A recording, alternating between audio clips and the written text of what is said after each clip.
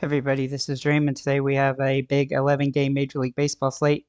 Before I get started, can you guys smash that like and subscribe button? It really helps the channel a lot. I really do appreciate it. Let's look at the weather first here. So the Yankees game is probably the riskiest game on the slate, as it does have some pretty good concerns. So do keep that in mind. We also have a game in Colorado that has a little bit of risk, but it should be fine. With that said, everything else looks pretty good today. So uh, let me double check. Okay, yeah, everything else looks pretty good. So the Yankees game is really the biggest concerning game on the slate. Uh, but it's also the first game on the slate, so that definitely gives us some advantage to know we'll get it postponed early if it's going to be postponed. So with that said, let's get into it. So this is a big slate. Pitching is very strange today. We have quite a few guys that have really good upside, and then we have a bunch of guys that absolutely have no upside at all. I do think it's going to be a high scoring game from the bats, but there's going to be, I don't know, one, two, three, four, five, six, maybe seven teams that probably don't do that well today. So do keep that in mind. But with that said, we also have a game in Colorado between the Mets and Colorado. And as you're going to see, my core plays right here are the Mets based. I don't think that they are necessarily perfect, but they are decent here, and they do project the best on the slate by a lot. Otherwise, I would go contrarian with the Yankees, Colorado, Oakland, and Baltimore. So just keep that in mind. So let's go ahead and get in the pitchers here. So we're going to start with their GPP plays, and we have quite a few of them. Sonny Gray has been pretty solid this season. He's got a pretty good strikeout rate for today, and even though the matchup is not the best on the slate, it's still a pretty good one. Now, he's been a little bit inconsistent lately. He doesn't have the highest ceiling for the expensive guys, but he's definitely in play on this one. Emanga for the Cubs has a pretty good matchup here against the Mets, or sorry, against Minnesota. His strikeout rate is also pretty good here. Now, he doesn't have the high ceiling that other players have, but he does look really solid on the slate, so he's definitely somebody to consider. He's also going to be very contrarian when it comes to usage.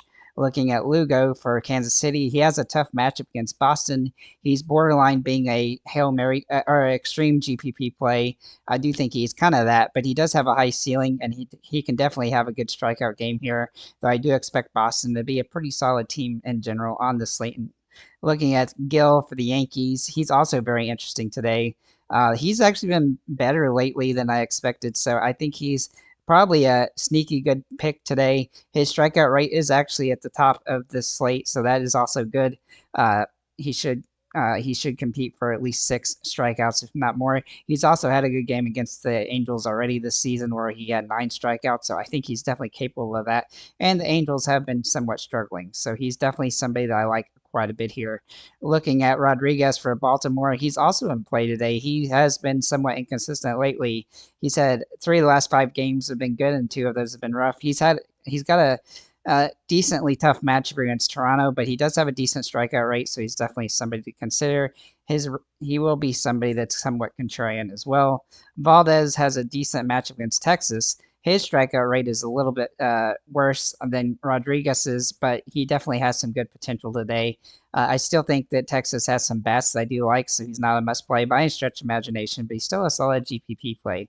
Looking at Luis Castillo for the Seattle Mariners, he's got a very favorable matchup against Detroit. His strikeout rate here is really good. He's somebody that I'm probably going to try to use a lot out of these more expensive guys. And he is nicely priced at $8,200 as well.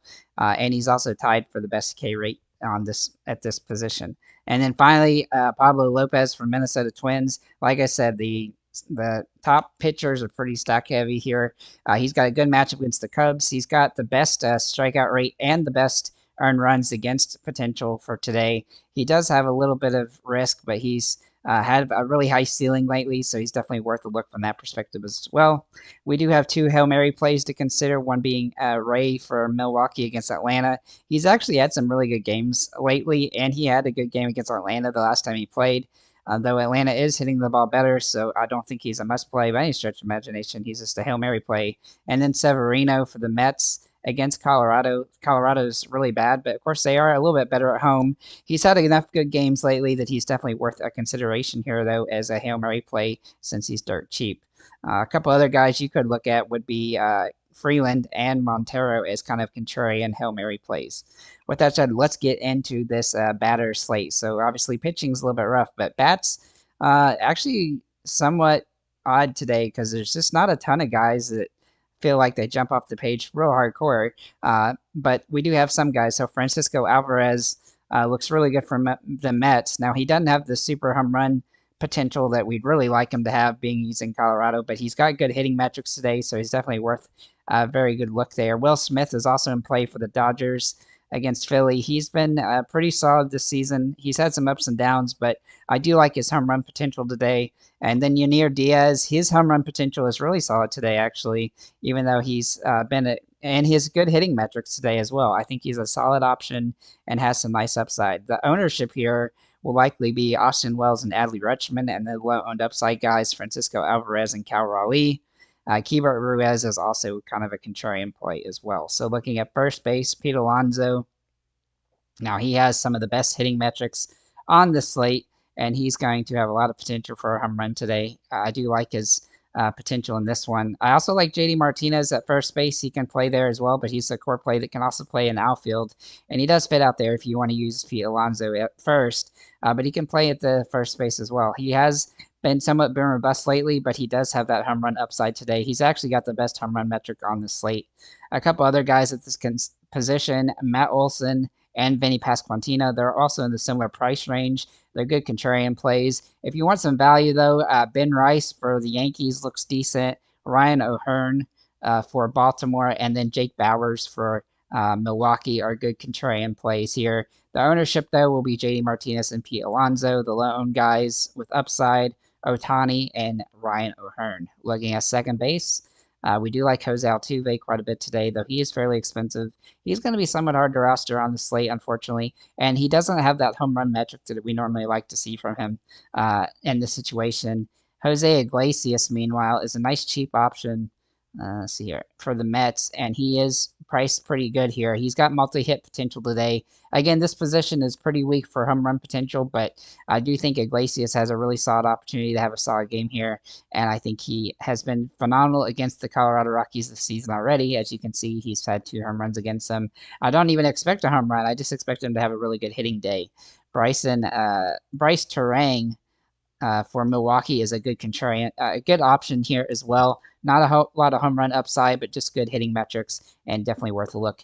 Brooks Baldwin and Michael Massey can both play at this position as well, and they have some nice upside. The ownership here, Jose Altuve, Bryce Terang, Brooks Baldwin, Brendan Rodgers, and Jose Iglesias. I think Iglesias is the sneaky play, and like I said, he doesn't have the home run potential, but he's definitely somebody to consider here. Where did my cursor go? Sorry about that. Okay, so let's look at third. So third base, we're going to start with Vientos for the Mets.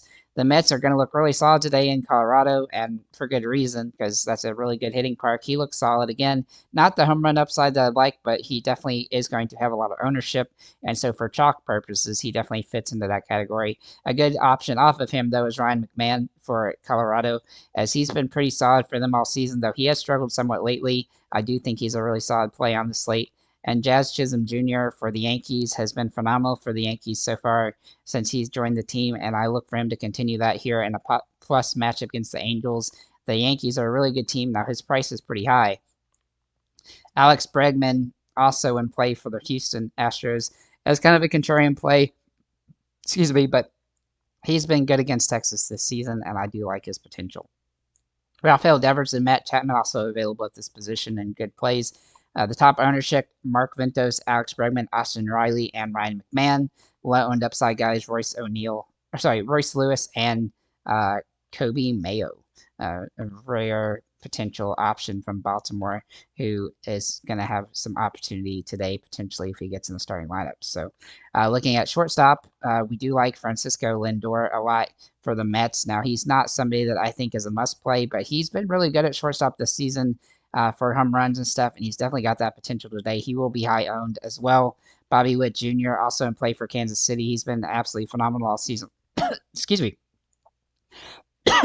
All season long. And he does have that home run potential today. Gunnar Henderson is a good contrarian play away from Bobby Witt Jr., and he definitely has that upside as well. Brooks Baldwin and Ahmad Rosario also good kind of contrarian plays at this position. The ownership will be Lindor, Brooks Baldwin, Gunnar Henderson, and Orlando Arcia, with the low-owned upside guy being Bobby Witt Jr. Looking at our outfielders, JD Martinez and Harrison Bader jump off the page as the top overall options. Bader is kind of a sneaky play today. I think he's got multi-hit potential and some home run upside. Even though he hadn't had a ton of home runs this season, if he starts, he'll be somebody I would consider looking at as a good play. Though he does have that strikeout risk as well. Tyrone Taylor and Brandon Nimmo also look good for the Mets, and then of course Juan Soto, Jordan Alvarez, and Toscar Hernandez are all kind of expensive plays that you can definitely utilize on the slate. From contrarian plays, Aaron Judge, Jazz Chisholm Jr., Charlie Blackmon, Jake Cave, and Jaron Duran. And then some other contrarians, Marcell Ozuna, Brenton Doyle, Adolis Garcia, Willier Abreu, MJ Melendez, Jared Kalenic, Dalton Varsho, and Eddie Rosario look solid. The ownership, though, at this position, chalky, will be Nemo, JD Martinez, and Verdugo. Juan Soto, Colton Cowser, and Tyrone Taylor. The low-owned upside guys, Otani, Byron Buxton, Cedric Mullins, Jordan Alvarez, and Aaron Judge. So overall, I do expect this to be somewhat of a difficult slate because it is pretty crazy sized at 11 games, and we have a couple games with some weather concerns, and we got a game in Colorado. So